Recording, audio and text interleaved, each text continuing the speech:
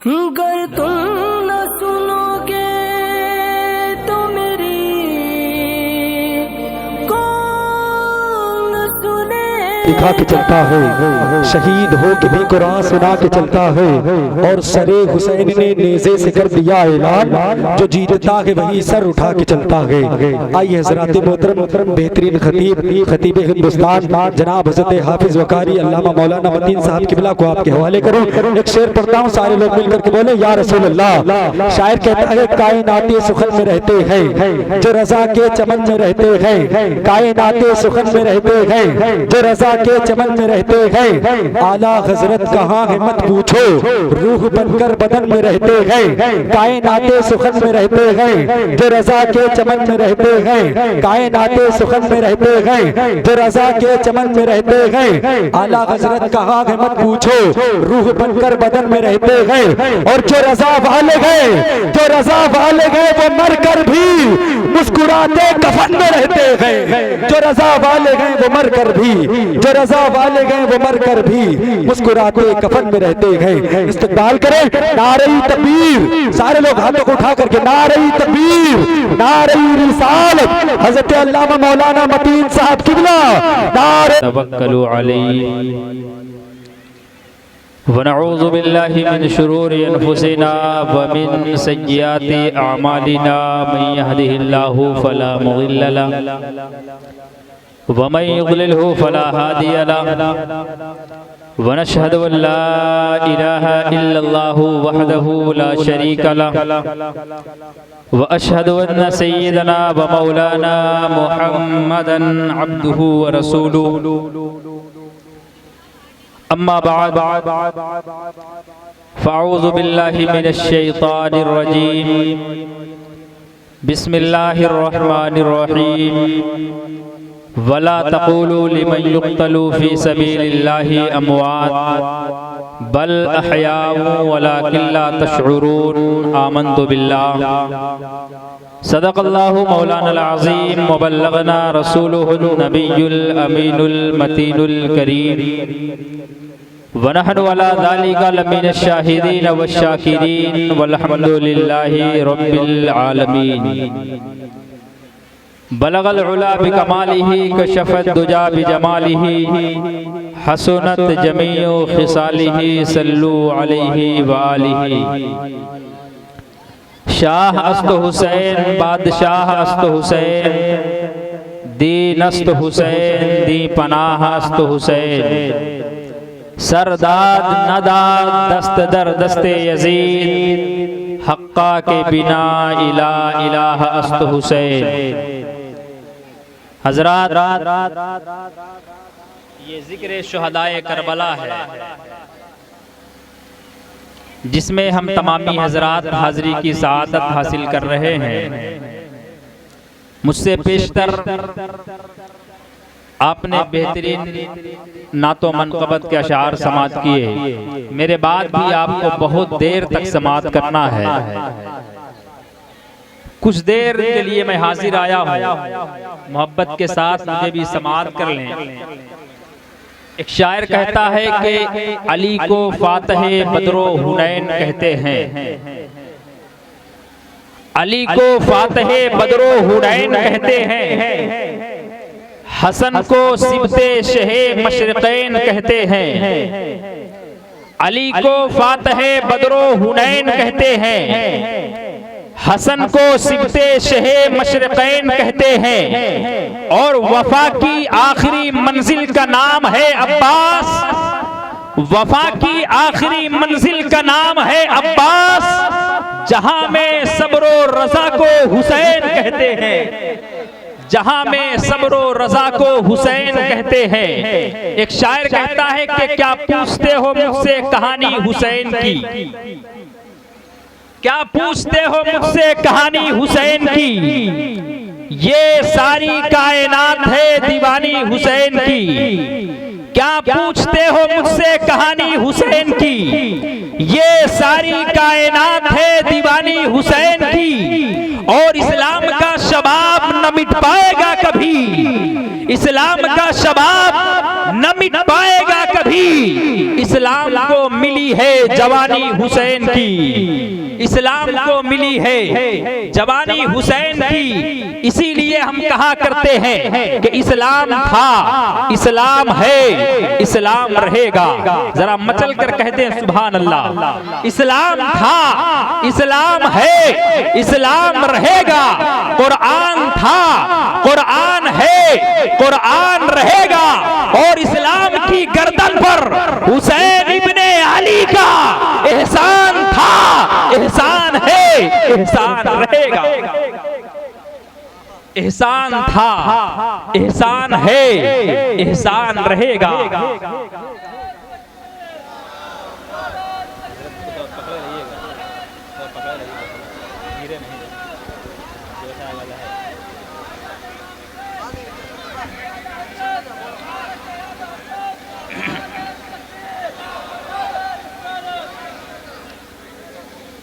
दुरूद पाक का नजराना पेश करें। अल्लाहुम्मा सल्ली अला सय्यदना व मौलाना मुहम्मदिन मादनिल जुदी वल करम व आलिहि व सहबिहि व बारिक व सल्लिम सलातन व सलामन अलैका या रसूलल्लाह सल्लल्लाहु तआला अलैहि वसल्लम। परवरदिगार आलम इरशाद फरमाता है, वला तक़ूलू लिमन युक़तलू फी सबीलिल्लाहि अमवात, कि जो लोग अल्लाह की राह में कत्ल किए जाएं उन्हें मुर्दा मत कहो। बल अहयाउन वलाकिन ला तशउरून, बल्कि वो जिंदा हैं और तुम्हें उनकी जिंदगी का शऊर नहीं।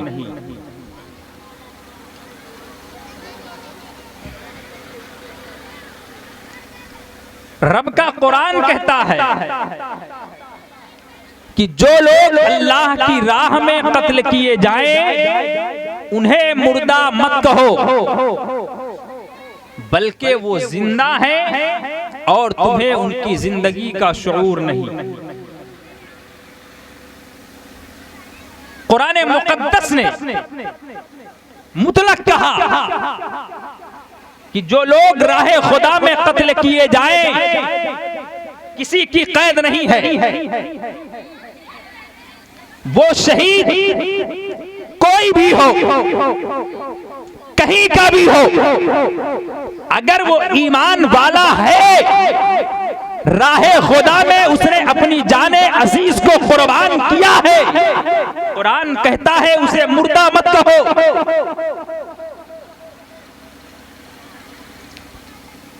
जंगे बदर हुई, जंगे खंदक हुई और भी बेशुमार जंगे जिनकी तारीख को हम किताबों के औराक के अंदर पढ़ते हैं, और फिर हम तारीख करबला को भी बार बार पढ़ते हैं, बार बार सुनते हैं।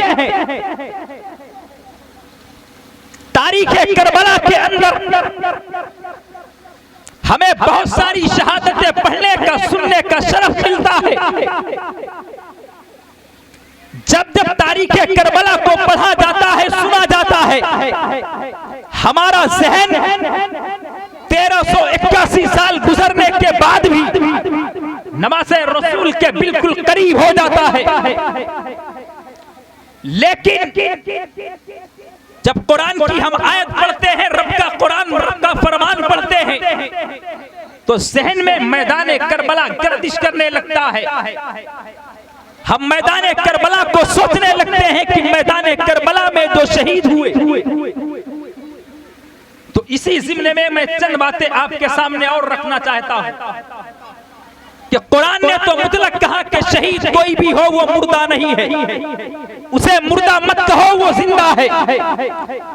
वो शहीद चाहे जंगे करबला से पहले के हो, चाहे जंगे करबला के बाद के हो, जो भी शहीद है, जो भी राह खुदा में अपनी जाने अजीज को कुर्बान करने वाले हैं, अपनी जान को रब की बारगाह में पेश करने वाले हैं, अपने खून को राह खुदा में बहाने वाले हैं, वो चाहे पहले के हो, चाहे बाद के हो, सुबह कयामत तक, कयामत के कायम होने तक जो भी अल्लाह की राह में अपनी जान को कुर्बान करेगा, अपने खून को बहाएगा, रब की बारगाह में अपनी जाने अजीज को वो आप में से भी हो सकता है, वो हम में से भी हो सकता है, वो हमारे दरमियान में रहने वाला एक आम मोमिन मुसलमान, एक रिक्शा चलाने वाला भी हो सकता है, एक मेहनत और मजदूरी करने वाला भी हो सकता है, एक मेहनत और मजदूरी करने वाला भी हो सकता है, कोई कारोबार करने वाला भी हो सकता है, वो हमारे दरमियान में रहने वाला, वो हमारे साथ बैठने वाला,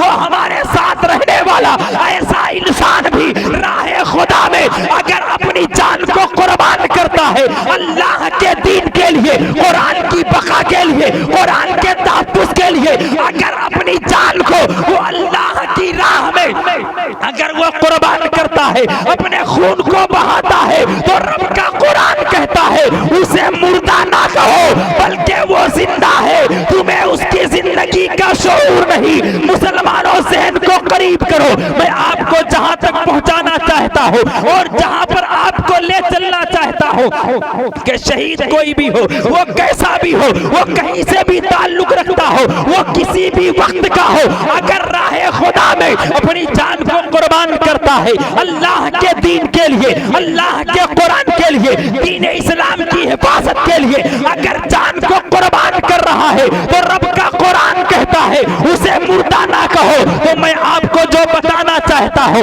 एक आम मोमिन मुसलमान का आलम यह है, एक आम मोमिन का आलम यह है, अगर राह खुदा में अपनी जान को कुर्बान कर रहा है, रब का कुरान कहता है उसे मुर्दा ना कहो, उसे मुर्दा ना कहो, उसे मुर्दा गुमान ना करो। तो फिर आप ज़हन को करीब करो और इस बात का मुझे जवाब दो, अगर आम मोमिन मुसलमान अगर राह खुदा में अपनी जान को कुर्बान करता है, कुरान कहता है उसे मुर्दा ना कहो, तो फिर वो आका इमाम आली मकाम जिन्होंने मैदान करबला में जाकर के अपने घर को भी छोड़ा है, अपने शहर को भी छोड़ा है और मैदान करबला में पहुंच करके इस्लाम की बका के लिए, इस्लाम की हिफाजत के लिए और कुरान के तहफ्फुज़ के लिए अपने गोद के 6 माह के अस्कर को भी कुर्बान किया है, अपने जवान बेटे को भी कुर्बान किया है, अपने भाइयों को भी कुर्बान किया है, राह खुदा में हर एक चीज को कुर्बान कर दिया है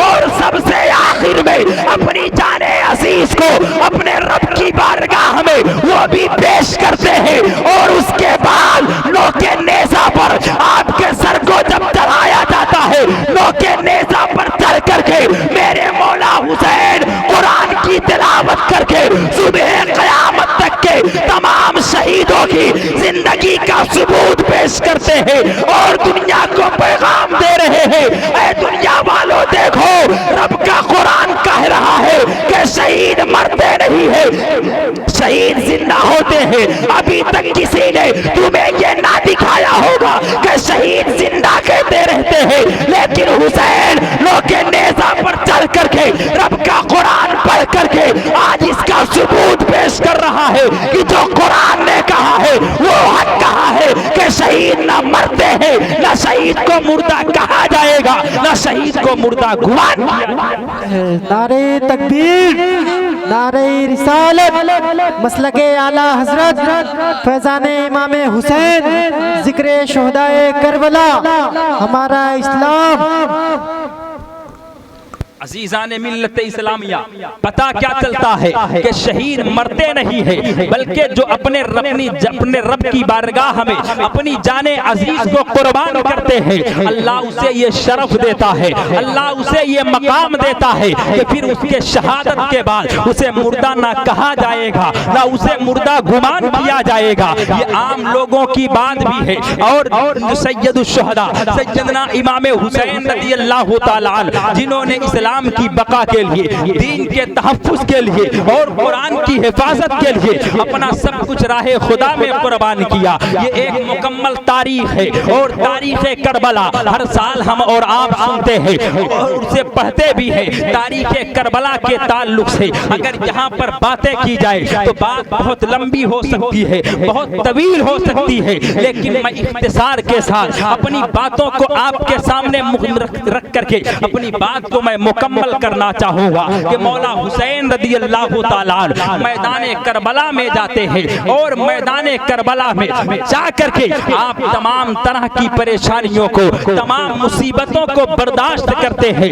हर एक परेशानी को जो राह खुदा में आ रही है आप बंदा पेशानी से कबूल करते हैं, अपने रब की बारगाह में अर्ज करते हैं, मौला तेरा हुसैन तुझसे राजी है, क्या तू भी हुसैन से राजी है, क्या तू भी हुसैन से राजी है। किसी तकलीफ पर मुसीबत नहीं, किसी तकलीफ पर आपने शिकवा नहीं किया, आपने किसी परेशानी पर रब की बारगाह में कोई शिकवा नहीं किया, हर एक परेशानी को बर्दाश्त करते हैं। आखिर वजह क्या है? वो मेरे आका हुसैन, वो मेरे मौला हुसैन रज़ी अल्लाह तआला अन्हु, जिनके अजमत के चर्चे ज़मीन पर भी होते हैं, जिनके अजमत के चर्चे आसमान पर भी होते हैं, जिनकी शान का आलम यह है। मेरे मुस्तफ़ा फरमाते हैं कि हसन हुसैन जन्नती जवानों के सरदार हैं, वो मेरे मौला हुसैन है। लेकिन मैदान करबला है, मैदान करबला की जमीन है, आपके छोटे छोटे बच्चे प्यासे हैं, आपका कुनबा कबीला प्यासा है, आपके भाई और भांजे प्यासे हैं, आपके साथी प्यासे हैं। लेकिन मौला हुसैन जो है वहां पर अपनी ना ताकत दिखाते हैं, ना वहां पर अपना पावर दिखाते हैं, ना वहां पर आप कोई शिकायत करते हैं। मेरे मौला हुसैन रज़ी अल्लाह तआला अन्हु, आखिर वजह क्या है? आपने मदीना क्यों छोड़ा, आपने मक्का क्यों छोड़ा और मैदान करबला तक क्यों पहुंचे और यजीद के खिलाफ जो है वसल्लम। तो मैं ये अर्ज कर रहा था कि सरकार इमाम आली मकाम रज़ी अल्लाह तआला अन्हु मैदान करबला में है, न किसी ताकत का इस्तेमाल है, न पावर का इस्तेमाल है, सब कुछ आपके पास है लेकिन उसे दिखाते नहीं। और एक मजबूत चट्टान की तरह मौला हुसैन मैदान करबला में खड़े हैं, पूरे अज़्म व इस्तिक़लाल के साथ इमाम आली मकाम रज़ी अल्लाह तआला अन्हु। अच्छा, एक बात और समाप्त कर ले, आखिर वजह क्या थी? इमाम आली मकाम रज़ी अल्लाह तआला अन्हु ने यजीद से इख्तिलाफ क्यों किया था? इख्तिलाफ यजीद ने नहीं किया था, इख्तिलाफ इमाम आली मकाम रज़ी अल्लाह तआला अन्हु ने किया था। आप यजीद के खिलाफ खड़े हुए थे। कब खड़े हुए? जब यजीद तख्ते हुकूमत पर काबिज हो गया, अपने जबरी और अपने वालिद मोहतरम हजरत अमीर मुआविया रज़ी अल्लाह तआला अन्हु के विसाल के बाद उसने शख्सी हुकूमत कायम की, जबरन तख्त पर बैठ गया। इमाम हुसैन रज़ी अल्लाह तआला अन्हु से वो बैअत चाहता था। मेरे मौला हुसैन फरमा रहे थे, बार बार आप यही कह रहे थे कि मैं यजीद जैसे फासिक की बैअत नहीं कर सकता। इमाम हुसैन से कहा गया, हुसैन अगर आप बैअत नहीं करते हैं सर काट दिया जाएगा, अगर आप बैअत नहीं करते हैं आपका घर बार लूट लिया जाएगा, आपके बच्चों को मार दिया जाएगा।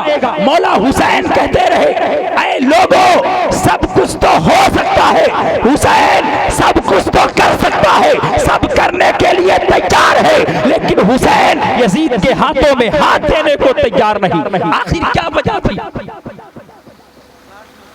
वो राज क्या था? मौला हुसैन यजीद के हाथ में हाथ देने के लिए तैयार क्यों नहीं हो रहे थे?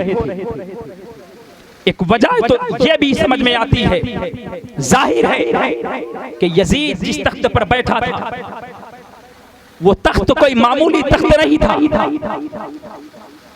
कोई आम तख्त नहीं था। उस तख्त पर कभी खलीफे अव्वल हजरत अबू बकर सिद्दीक रज़ी अल्लाह तआला अन्हु बैठ चुके थे, खलीफे दो हजरत उमर फारूक आज़म रज़ी अल्लाह तआला अन्हु बैठ चुके थे, उस्मान गनी सरकार मौला अली भी बैठ चुके थे, और उसी तख्त पर हजरत अमीर मुआविया सहाबी रसूल वो भी उसी तख्त पर बैठ चुके थे, और यजीद उसी तख्त पर बैठा था। लेकिन किरदार अलग था, उसका नजरिया अलग था, उसके हुकूमत को चलाने का अंदाज अलग हो गया।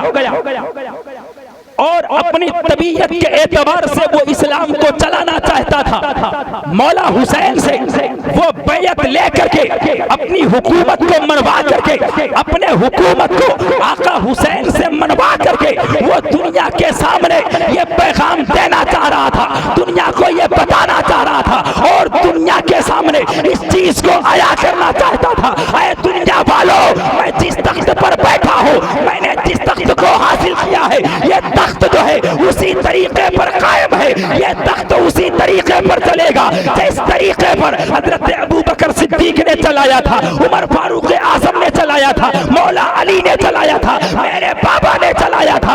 और दुनिया के सामने यजीद जो है आका हुसैन से अपनी बैयत लेकर के ये दुनिया को बताना चाहता था, उस अपनी सनद को ये मजबूत करना चाहता था, ये दुनिया को बताना चाहता था कि जब हुसैन ने, नवाज़े रसूल ने मेरी बैयत को कबूल कर लिया है, मेरी हुकूमत को तस्लीम कर लिया है, तो इसका मतलब है कि मेरी हुकूमत भी ये इस्लामी हुकूमत है, मैं भी मुसलमानों का अमीर हूँ, मैं मुसलमानों का हाकिम हूँ। लेकिन मौला हुसैन उसके किरदार को देख करके, उसकी हुकूमत को ना मान करके दुनिया के सामने आपने ये जाहिर कर दिया, दुनिया को बता दिया कि यजीद ये अमीरुल मोमिनीन कहने के लायक नहीं, इस्लामी हुकूमत चलाने के लायक नहीं। यजीद जो है वो शरीयत के अंदर अपनी तबीयत को मिलाना चाहता है और हुसैन के जिस्म में जब तक खून का कतरा बाकी है, हुसैन सब कुछ तो बर्दाश्त करेगा, नाना जान की शरीयत में मुदाखलत बर्दाश्त नहीं करेगा। मौला हुसैन फरमाते हैं तो जान मांगो तो जान देंगे, तो माल मांगो तो माल देंगे, मगर ये हमसे ना हो सकेगा नबी का जाहो जला जला जला।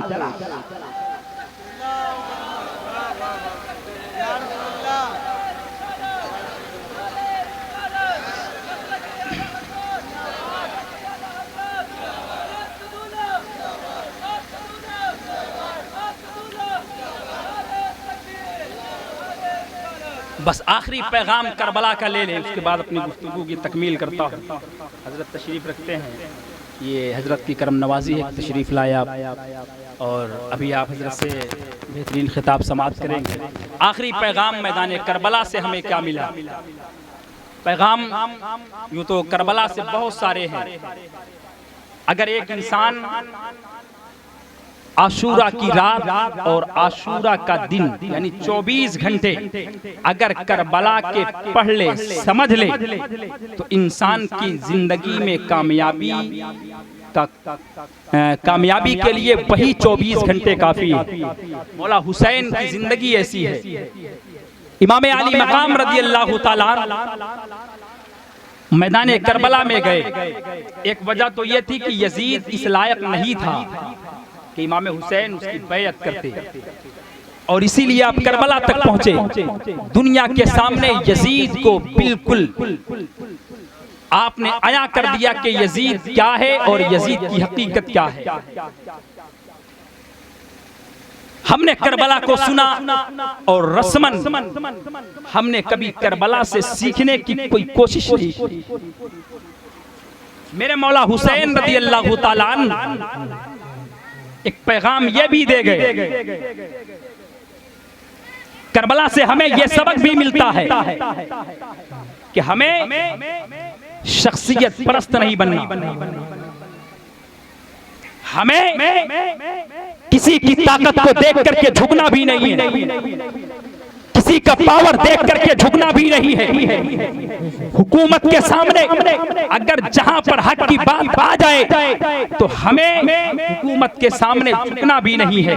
मौला हुसैन मैदान करबला में अपने 72 साथियों के साथ और 22,000 लश्कर के सामने आप खड़े हैं, 3 दिन के भूखे और प्यासे हैं। मौला हुसैन के छोटे छोटे बच्चे भूखे और प्यासे हैं। इन तमाम चीजों के बावजूद मौला हुसैन ना यजीद के सामने, ना यजीदियों के सामने आप झुकते हैं, ना उससे किसी चीज का मुतालबा करते हैं, ना किसी चीज का उससे शिकवा करते हैं। मौला हुसैन है मैदान करबला में खड़े हैं, अपने एक एक साथी को राह खुदा में दे रहे हैं, उसका खून बहा रहे हैं। वक्त आया है, अपने खून को बहा दिया है, लेकिन मौला हुसैन ने यजीद की बैयत को कबूल नहीं किया है। यजीद के सामने आपने सर नहीं झुकाया है। मौला हुसैन रज़ी अल्लाह तआला मैदान करबला से हमें ये पैगाम दे गए। एक खामोश पैगाम भी है, एक बोल जीता जागता पैगाम भी है। मौला हुसैन करबला में 22,000 लश्कर के सामने खड़े हैं। न आपने किसी से कोई शिकायत की है, न आपने उनसे कोई किसी चीज का कोई समझौता किया है, न किसी चीज का आपने उनसे मुतालबा किया है। मौला हुसैन भूखे प्यासे रहे। मौला हुसैन रज़ी अल्लाह तआला पूरी दुनिया को ये पैगाम दे गए, पूरी दुनिया को ये बता गए, अपने नाना जान की उम्मत को ये दर्श दे गए। ऐ नाना जान के उम्मतियों, अगर कभी तुम्हारे सामने कभी कोई ऐसा मौका आ जाए, तुम्हारे सामने हुकूमत हो, तुम्हारे सामने जालिम बादशाह हो, तुम्हारे सामने कोई ताकत का पहाड़ हो और बात हक की आ जाए, तो तुम हक के अलम को लेकर के तुम दुश्मन के सामने सीना सिपर होकर के और दुश्मन से सीना सिपर होकर दुश्मन से ये कह देना, इधर आओ प्यारे, हुनर आजमाए तू तीर आजमा हम जिगर। मेरे मौला हुसैन रज़ी अल्लाह तआला अन्हु ने मैदान करबला से हमें यह भी पैगाम दिया, हमें किसी चीज का जहाँ पर हक की बात आ जाए, हक की बात आ जाए, जहाँ पर कुरान और सुन्नत की बात आ जाए, जहाँ पर इस्लाम की बात आ जाए, हम हुसैन के चाहने वाले हैं, हम करबला वालों के मानने वाले हैं, हम आका हुसैन रज़ी अल्लाह तआला अन्हु से सच्ची मोहब्बत करने वाले हैं। आका हुसैन का ये पैगाम अपने साथ रखे, हमें न किसी की ताकत से घबराना है, न किसी की हुकूमत से, ना किसी के पावर से। बात जहाँ पर हक की होगी, हम हक के साथ हैं, हम कुरान के साथ हैं, हम इस्लाम के साथ हैं, हम ईमान वाले हैं, हक हमारे साथ है, हम हक के साथ हैं। हक के लिए बात आएगी, अपनी जान भी दे देंगे, बात आएगी, अपनी गोद का बच्चा भी उठा करके दे देंगे। हक के अलम कभी झुकने नहीं देंगे और हमेशा ये कहते रहेंगे कि इस्लाम था, इस्लाम है, इस्लाम रहेगा, कुरान था, कुरान है, कुरान रहेगा और इस्लाम की गर्दन पर हुसैन इब्ने अली का एहसान था, एहसान है, एहसान रहेगा। क्या पूछते हो मुझसे कहानी हुसैन की? ये सारी कायनात है दीवानी हुसैन की और इस्लाम का शबाब न मिट पाएगा कभी। इस्लाम को मिली है जवानी हुसैन की।